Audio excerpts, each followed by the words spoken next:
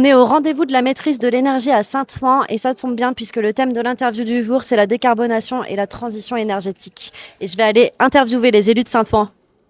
Florent Sevin, conseiller municipal à Saint-Ouen-sur-Seine, en charge de la gestion urbaine de proximité, de la végétalisation et de la brigade environnement. Je suis Héloïse Claudet. Je suis troisième adjointe au maire en charge de l'éducation, de l'enfance et de la transition écologique pour la ville de Saint-Ouen-sur-Seine. Aujourd'hui, on est à 24,4% de baisse de la consommation à 2025, soit 2 à 3 ans d'avance. Bonjour à tous les deux. Merci d'être là aujourd'hui, de me donner un petit peu de temps. L'objectif, ça va être de discuter transition énergétique et décarbonation et notamment d'inspirer d'autres collectivités. Première question, c'est déjà quelles actions vous avez mises en place et sur quels critères vous vous êtes basé pour choisir ces actions? Aujourd'hui, les principales actions, ça a été les bâtiments municipaux, arriver à une optimisation de la consommation et qu'ils soient le moins énergivores possible. On souhaite aussi l'appliquer au sein des bailleurs sociaux. Et on a souhaité travailler avec Dalkia, donc Dalkia qui nous a beaucoup aidé avec le contrat de performance énergétique, avec cet objectif de 25% à horizon 2028. Donc on a 2 années d'avance sur ces sujets-là. À Saint-Ouen, nous avons voulu intensifier la végétalisation de la ville. Quand on est arrivé en responsabilité, on comptait moins de 3 mètres carrés d'espace vert par habitant. On passe de 10 hectares de végétalisation à un objectif de 30 hectares de végétalisation d'ici 2030. Parmi les actions que vous avez mises en place, lesquelles ont eu le plus d'impact sur la réduction des gaz à effet de serre? Alors aujourd'hui à Saint-Ouen, on a souhaité travailler sur l'ensemble des sujets pour que l'ensemble des sujets mis bout à bout et que tous ces points traités un par un puissent arriver à cet objectif de réduction des gaz à effet de serre. Donc ça passe, comme ma collègue Héloïse Claudet en parlait, la végétalisation, mais également la mise en place d'une flotte automobile électrique, favoriser les mobilités douces, favoriser l'autopartage. Tous ces sujets-là, mis bout à bout, permettent de participer pleinement à la transition énergétique et donc de réduire les gaz à effet de serre en coordination avec des sujets plus structurants comme la mise en place, par exemple, de panneaux photovoltaïques sur les bâtiments de la ville, sur lesquels on travaille avec Pleine Énergie Citoyenne, et les chaudières à haute condensation qu'on installe dans les écoles, qui permettent d'être beaucoup plus optimales en termes de consommation énergétique. Très bien.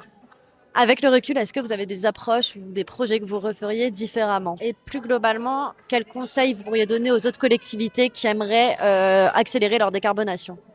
Conseil que je donnerais à d'autres collectivités, c'est il n'y a pas de petits sujets, donc ne négligez aucune économie qui pourrait paraître trop légère. Et la laisser partir sous le tapis. Il y a des personnes dont le métier est d'accompagner les collectivités, de les aider justement à regarder dans le détail où est-ce qu'on pourrait faire des économies en matière d'énergie, faire des changements qui ne sont pas si complexes que ça à mettre en place et qui peuvent faire avancer beaucoup le sujet. Et en effet, le conseil que je pourrais donner aux autres collectivités et peut-être aussi des projets qu'on pourrait initier par la suite, c'est davantage mettre l'accent sur un travail partenarial avec la CPCU, le réseau de chaleur urbain de Paris, avec peut-être une minimisation de l'utilisation du gaz, mais plutôt continuer à valoriser l'utilisation des déchets. Donc c'est le partenariat entre le SICTOM et la CPCU qui permet le chauffage urbain au niveau de Saint-Ouen. Aujourd'hui, la CPCU, c'est 0,04 kg de CO2 par kilowattheure. C'est 8 fois moins que ce que le fuel produit lorsqu'il produit de l'énergie. Donc c'est aujourd'hui un atout pour la ville et pour les habitants, avec des tarifs qui restent raisonnables et qui évitent aussi d'être dépendants de la fluctuation des prix du gaz qu'on a pu connaître ces dernières années. Donc un peu moins de gaz, un peu plus de pompes à chaleur et de chaleur d'énergie renouvelable. Avec la géothermie notamment. Ça nous amène à notre troisième point. Il me semble que vous avez un projet de réaménagement des berges de Seine. Est-ce que vous pouvez m'en parler un petit peu?